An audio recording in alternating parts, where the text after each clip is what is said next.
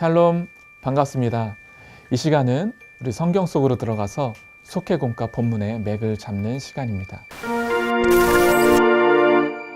우리는 지금까지 계속해서 창세기 말씀을 살펴보고 있습니다. 아담과 하와는 선악과 사건으로 인해서 범죄함으로 에덴 동산에서 쫓겨났습니다. 그 이후 어떻게 살았을까요? 하나님께서는 범죄한 인간에게 그에 대한 대가를 주십니다. 아담은 평생 땅에서 수고하여야 그 소산을 먹게 됩니다. 땅에서는 가시덤불과 엉겅퀴를 내고 얼굴에는 땀을 흘려야 먹을 것을 먹게 되었습니다. 또한 흙에서 왔으니 흙으로 다시 돌아가라 하셨는데 이것은 모든 인류에게 죽음이 있게 되는 것이었습니다. 하와에게는 임신하는 고통을 크게 더하여 수고하며 자식을 낳게 되었습니다. 그러다 어느 날 하와는 첫 아들을 낳게 됩니다. 그 아들의 이름을 가인이라고 지었습니다. 그리고 이어서 또 다른 아들을 낳았는데 그 아들을 아벨이라고 했습니다. 가인의 이름은 획득, 소유라는 의미를 갖고 있습니다. 아벨의 이름은 공허, 허무라는 의미를 갖고 있습니다. 성경학자들은 말하기를 아벨은 인간적인 눈으로 보기에 훨씬 부족한 모습이었을 것이라고 이야기합니다. 어쩌면 가정에서 가인보다 큰 기대를 걸지 않는 아들이었을 것이라고 말합니다. 가인은 농사하는 자였고 아벨은 양치는 자였습니다. 세월이 지난 후 어느 날 가인과 아벨이 하나님께 제물을 가지고 와서 제사를 드립니다. 다시 말하면 예배를 드리는 것입니다. 가인은 자신이 농사를 지은 소산을 가지고 제물을 삼아 하나님께 드립니다. 아벨은 자기가 친 양의 첫 새끼와 그 기름으로 하나님께 드립니다. 그런데 하나님께서는 아벨의 제물은 받으셨지만 가인의 제물은 받지 않으셨습니다. 이것은 하나님께서 아벨의 제물, 그 양의 제물을 더 좋아하셨기 때문이 아닙니다. 성경을 보게 되면 가인과 그 제물, 아벨과 그 제물이라고 표현하고 있습니다. 이것은 제물만이 아니라 가인과 아벨의 그 존재를 받으신다는 것입니다. 하나님께서 받으시는 예배는 드려지는 제물을 넘어서 우리의 삶, 우리의 존재를 받으시는 것입니다. 그런데 가인의 제물을 받지 않으셨다는 것은 가인의 마음이 좋지 못했다는 것을 생각해 볼 수 있습니다. 하나님께서 받으시기에 가인의 존재가 합당치 않았기 때문에 받지 않으셨다는 것입니다. 히브리서에서는 이것에 대해서 이렇게 이야기합니다. 믿음으로 아벨은 가인보다 더 나은 제사를 하나님께 드림으로 의로운 자라 하시는 증거를 얻었으니 하나님이 그 예물에 대하여 증언하심이라. 하나님께서는 아벨의 중심과 그 믿음의 제물을 받으셨던 것입니다. 하나님께서는 우리의 마음과 생각을 감찰하시는 분이십니다. 하나님께서는 예배 가운데 사람의 중심을 보시는 분이십니다. 아벨의 바친 어린 양은 갈보리 언덕의 어린 양, 예수님에게까지 이어지게 됩니다.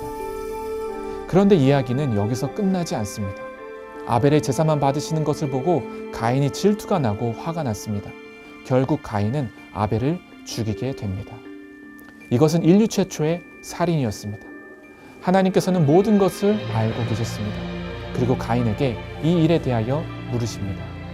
하나님께서는 가인에게 벌을 내리사 땅에서 밭을 갈아도 땅에서 열매를 거두지 못하게 될 것이라고 하셨습니다.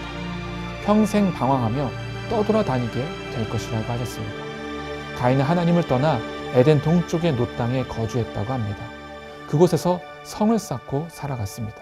하나님께서는 가인을 죽인 자는 7배나 벌을 받을 것이라고 하셨는데 가인은 하나님 말씀을 신뢰하지 못하고 누군가 자신을 공격할까 봐 자기의 성을 쌓고 두려움과 불안 속에 방황하며 살게 됩니다. 우리는 이 이야기를 통해서 자기의 성을 쌓고 자신이 주인 되어서 살아가는 한 인생과 하나님의 은혜를 힘입어 살아가는 한 인생의 대비를 엿볼 수가 있습니다. 이제 본문 속으로 들어가서 그 의미를 더 깊이 살펴보도록 하겠습니다. 오늘 삶과 내가 무엇을 하였느냐. 오늘 성경 말씀은 우리 창세기 4장 1절에서 12절까지의 말씀입니다. 오늘 본문 말씀은 인류 최초의 살인 사건이에요. 우리가 잘 알려진 가인과 아벨의 이야기입니다. 가인과 아벨은 각자가 거둔 첫 수확물을 하나님께 제물로 드렸는데 아벨의 제사와 제물은 받으셨지만 가인의 것은 받지 않으셨다. 우리가 이 단편적인 사실만으로 이 가인은 아벨을 질투하게 됩니다. 그리고 안색이 변하죠. 아벨이 미워졌고 아벨의 제사만 받으신 하나님까지 미워집니다. 그러니까 질투는 미움으로 변하고 그 미움은 분노로 발전하게 돼요. 결국 가인이라고 하는 사람은 일생을 같이 해야 할 형제였고 자기 자신이 지키고 돌봐줘야 할 동생 아벨을 죽이고 맙니다. 죄라는 것이 이렇게 무서워요. 아담과 하와의 가정에 들어온 이 죄가 결국 질투를 불러오고 미움을 불러오고 궁극적으로는 살인을 가져오고 더 나아가 하나님과의 관계까지 파괴하도록 만드는 것이 죄라는 것입니다. 가인은 아담의 장남이에요. 온 가정에 한 기대를 받고 태어났을 겁니다. 히브리서에 보면은 이 가인의 뜻은 획득하다, 소유하다라는 의미가 있습니다. 반면에 아벨이라는 뜻은 공허하다, 허무하다는 뜻을 가지고 있어요. 보편적인 성서학자들은 이야기를 할 때마다 아마도 가인에 비해서 이 아벨의 인간적인 눈으로 볼 때는 훨씬 부족했을 것이라고 생각합니다. 히브리서에 보면은 아벨은 믿음으로 더 나은 제사를 드렸다가 나와 있는데 그게 유일합니다. 도대체 히브리 기자가 어디서 그런 근거를 찾아냈는지는 모르겠어요. 적어도 창세기 4장에는 가인은 믿음이 없었고 아벨은 믿음이 있었다라는 걸 오늘 본문을 통해서는 우리가 확인할 길은 없습니다. 그래서 히브리 기자가 별도의 어떤 자료가 있었기 때문에 그렇게 알았던지 아니면은 이 히브리 기자가 결국 하나님이 받으시는 제사는 믿음의 제사이기 때문에 아벨의 제사를 그렇게 평가한 것이 아닌가 생각을 합니다. 오늘 본문을 볼 때 훨씬 중요한 건 왜 가인의 제사는 안 받았는지보다 오히려 창세기 4장의 모든 관심은 그 다음이에요. 가인의 제사를 하나님이 왜 안 받고 아벨의 것은 왜 받았는가? 그래서 가인이 분노하자 하나님이 가인에게 뭐라고 해요? 너 왜 안색이 그 모양이냐? 가인의 제사를 안 받으면 그럼 하나님과 가인의 관계가 끊어졌느냐? 하나도 안 끊어졌어요. 하나님이 또 가인에게 찾아가시잖아요. 너 왜 그렇게 성질내고 그러고 있냐? 그러면서 하나님께서 말씀하시는 것이 죄가 너를 삼키려고 기다린다. 너가 선을 행하면 겁날 게 뭐가 있느냐? 이런 취지의 말씀을 하시잖아요. 이게 참 중요하거든요. 우리가 살다가 하나님 앞에 한심하게 살 때가 얼마나 많아요. 틀린 일 할 때도 많고. 여러분 그렇다고 해서 나와 하나님 사이가 끊어져요? 중요한 것은 그 다음이에요. 나의 어리석음을 생각하죠. 그럼 창피하지요. 그러면 이제라도 내가 제대로 살자, 내가 제대로 하자, 그러면 됩니다. 그러면 아무 문제 없이 살아갈 수 있어요. 하나님이 가인에게 말씀하시는 것이 너 왜 얼굴이 그 모양이냐? 내가 똑바로 살면 무엇이 두려울 건 뭔데? 하나님이 그렇게 말씀하시지 않습니까? 그래서 가인과 아벨 제사 본문이 사실 우리에게 말하고 있는 건 하나님이 연락하시는 제사를 드려야지. 그런데 우리가 모르는 것이 어느 것이 연락인지, 그 다음에 훨씬 중요한 것은 하나님께 책망 들은 다음에 내가 틀렸다는 것을 깨달은 다음에 나는 어떻게 살 것인가. 이것이 오늘 본문의 중요한 관건이에요. 그리고 하나님이 가인 보고 내가 선을 행하면 두려울 것이 뭐냐, 이 말의 전제는 가인이 하고자 한다면 선을 행할 수가 있다는 거예요. 우리가 가인이 무슨 선을 행할 능력이 있겠어요? 그런데 하나님이 된다라고 하십니다. 그러면 가인이 할 일은 하나님 저는 능력이 없지만 하나님께서 그렇게 말씀하시면 알겠습니다. 제가 선을 행하겠습니다. 내가 하나님이 기뻐하신 예배 드리겠습니다. 그리고 걸어가는 거예요. 이게 믿음의 태도인 거죠. 그런데 가인이 그렇게 하질 않았다는 거예요. 자기를 돌아보아서 믿음의 길로 가는 것이 아니고 자기의 비교 대상인 아벨이 없으면 살겠다 싶어서 아벨을 죽여버리는 일을 하지 않습니까? 우리가 늘 그런 식으로 이런 식으로 결국 해결해 버려요. 그러면 아벨을 죽이면 하나님과 가인의 관계가 끝나나요? 하나님이 또 찾아오세요. 내 아우가 어디 있느냐? 끊임없이 우리 스스로에게 대답을 우리에게 찾지 않습니까? 그래서 하나님과의 관계는 진짜 끊어지기가 힘들어요. 우리가 아무리 놓아도, 여러분들이 아무리 놓고 싶어도 하나님이 계속 우리를 붙잡고 계시기 때문에, 그래서 창세기 4장이 우리에게 말하는 것은 언젠건 돌아와라, 언제건 진리하노 돌아와라, 이게 4장에 말하는 거거든요. 우리가 새해가 시작이 되면서 우리가 끝까지 믿음으로 지켜가야 할 것이 많죠. 그 중에 먼저는 예배인 줄 믿습니다. 우리 속장님들 많이 힘들고 어려우시죠? 힘내세요. 그러나 이 힘이 어디서 오나요? 예배를 통해서 우리에게 공급돼요. 오늘 4장 말씀 한 가정의 비극이거든요. 이 비극사를 통해서 우리가 하나님 앞에 어떤 존재가 되어야 하고 죄를 품고 있는 우리의 삶을 어떻게 잘 다스려야 하는지를 알려주고 있어요. 첫째로 분노가 죄가 되지 않도록 해야 한다. 그럼 분노의 뿌리가 어디 있다고 보세요? 여러분 왜 분노하시죠?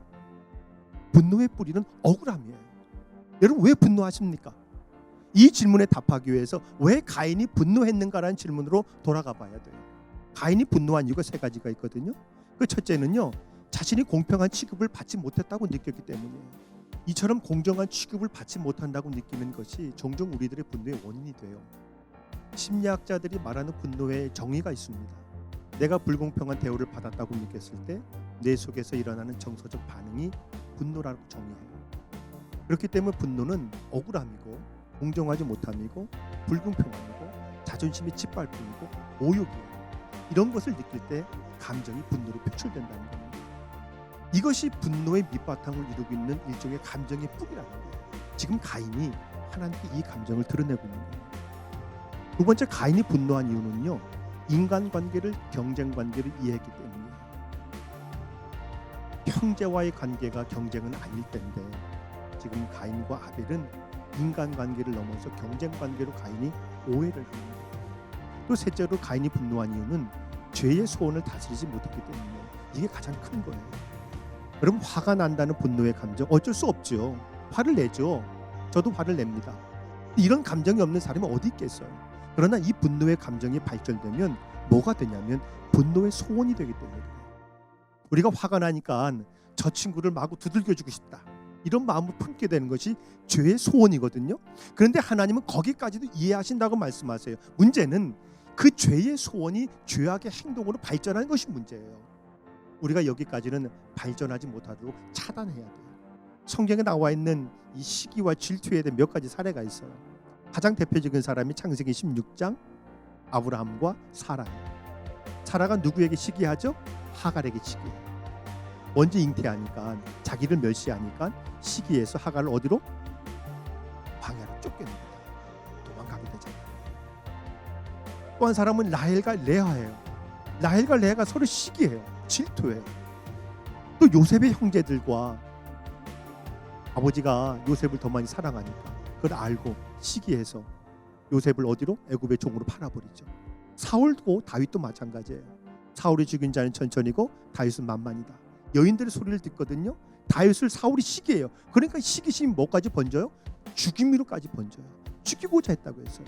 여러분, 사람은 누구나 다른 사람에게 기억되기를 바라고 인정받기를 원해요.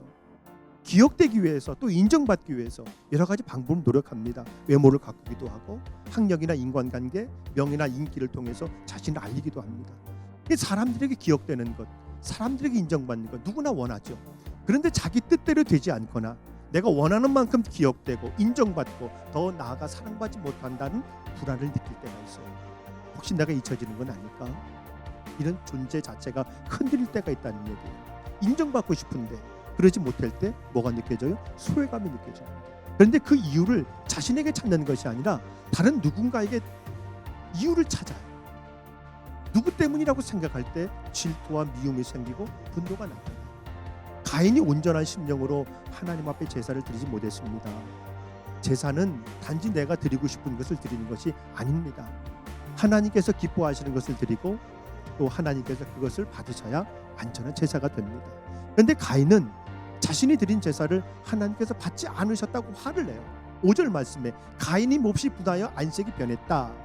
안색이 변했다는 것은 분노를 다스리지 못했다는 말이에요. 하나님께서 가인의 안색이 변한 것을 보시고 죄가 너를 원하나 너는 죄를 다스려라, 이 말씀을 하시면서 질투로 인한 분노가 죄가 되지 않도록 마음을 다스리라고 지금 말씀하고 계시는 겁니다. 하나님은 질투하는 것 자체를 갖고 말씀하시는 게 아니에요. 질투가 분노가 되지 않게 해라. 그 분노로 인해서 너희가 죄를 짓지 말아라. 이것이 오늘 우리 첫 번째 메시지입니다. 둘째로, 경쟁이 아닌 사랑으로 해야 한다는 거예요. 가인이 동생에 대한 질투나 미움 그리고 경쟁심으로 인해 아벨을 죽입니다. 우리의 삶을 한번 다시 반추해 보세요. 우리의 삶 속에서 누군가를 진짜 죽이지는 않더라도 경쟁심으로 인해서 마음의 상처를 주고 그 마음을 멍들게 할 때가 얼마나 많아요. 가인이 아벨을 들러 불렀을 때 이 가인이 아벨을 제거할 수 있는 가장 좋은 기회라고 그는 생각합니다. 그리고 아벨을 죽였을 때 자신의 경쟁 상대를 죽였기 때문에 이제는 자신이 최고라고 생각했을 거예요. 그러나 아벨의 죽인 피값이 어디로 돌아와요? 고스란히 자기에게로 돌아옵니다. 우리가 다른 사람을 시기하고 질투하고 제거하려는 유혹에 빠질 때가 많죠. 그러나 질투의 대상을 없앤다고 내가 높아지는 것은 아니라는 거예요. 남을 넘어뜨리고자 하는 자는 그 자신도 넘어지게 돼요. 하나님께서 물으세요. 9절에 내 아우 아벨이 어디 있느냐. 이 물으실 때 가인이 뭐라고 답변해요? 나는 알지 못합니다. 내가 내 아우를 지키는 자입니까? 하나님께서 다시 가인에게 나타나셔서 아우가 어디 있는가를 물으셨어요. 하나님은 가인이 아벨을 죽인 것을 몰라서 물으신 것은 아닙니다. 이 물음은 가인으로 하여금 아벨을 죽인 죄를 깨닫게 하시고 그 죄를 회개하려고 회개를 촉구하시는 물음이에요. 근데 가인은 조금 더 양심의 가책을 느끼거나 회개하게 그런 태도를 갖고는커녕 내가 할 게 뭡니까? 내가 아우를 지키는 자입니까? 오히려 하나님을 속이고 하나님께 대해 반항을 하는 답변을 하죠. 여기서 알지 못합니다라는 말은 나는 처음부터 알지 못한다는 의미를 가지고 있어요.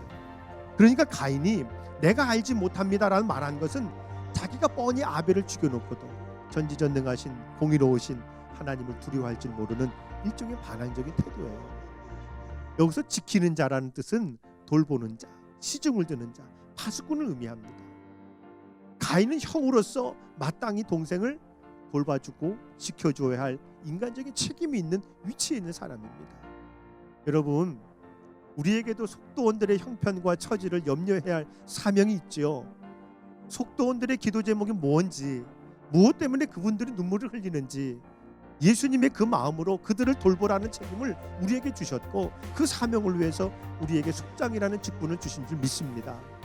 빌립보서 2장 3절과 4절 말씀에 아무 일에든지 다툼이나 허용으로 하지 말고 오직 겸손한 마음으로 각각 자기보다 남을 낮게 여기고 각각 자기 일을 돌아볼 뿐더러 각각 다른 사람의 일을 돌아보아 나의 기쁨을 충만하게 하라. 마태복음 22장에 보면 하는 율법사가 예수를 찾아와요. 묻죠. 성경 중에 무엇이 제일 중요합니까? 이때 예수님이 뭐라고 해요?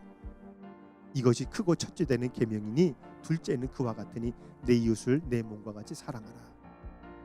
이것이 크고 첫째 되는 계명이란 말은 한마디로 성경에서 제일 중요한 것은 하나님을 사랑하고 이웃을 사랑하는 것임을 분명히 합니다.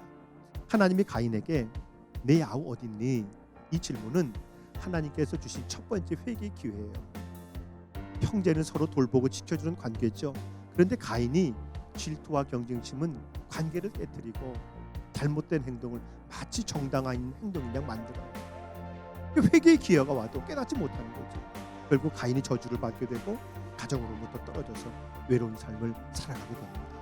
여러분 기억하세요.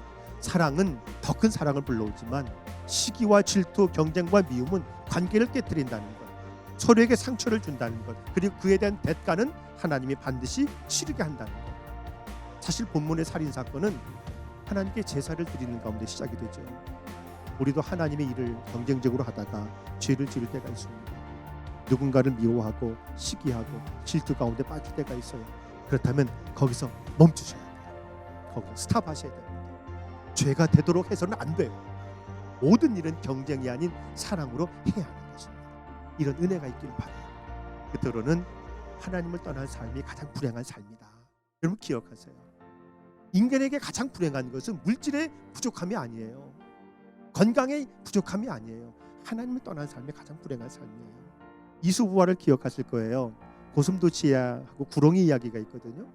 고슴도치 한 마리가 살 곳을 찾다가 구렁이가 살고 있는 굴을 발견해요. 함께 살자고 애원합니다. 구렁이가 마음에 내키지 않았는데 불쌍히 여겼으니까 고슴도치의 청을 허락해요. 그런데 고슴도치가 굴속에 함께 있으니까 그 몸의 가시 때문에 구렁이에 견딜 수가 없는 겁니다. 참다 못한 구렁이가 고슴도치 씨 미안한데 거처를 좀 옮겨주세요. 정말 따가워서 함께 지낼 수가 없어서 그럽니다. 그러자 고슴도치가 화를 내요. 내가 싫거든요. 당신이 나가세요. 나는 여기가 좋아요. 웃게 됩니다. 여러분 이수부의 한 이야기인데 우리가 마찬가지로 사단은 우리를 유혹해요. 일단 문 안으로 들어서기만 하면 끝내는 우리를 자기 종으로 삼아버려요. 그렇기 때문에 미리미리 틈 못하게 우리의 믿음의 양심을 굳게 지켜야 합니다.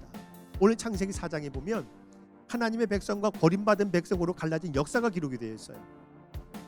무엇이 하나님의 백성과 버림받은 백성을 갈라지게 만듭니까? 학식일까요? 점수를 매겨서 60점 이상 이하로 나누는 거예요? 아니면 인간적인 노력이에요? 열심히 뛴 사람과 게으른 사람으로 나누나요? 아니면 얼마나 뛰어난 인간관계를 가졌나를 보고 나눈가요? 아니에요.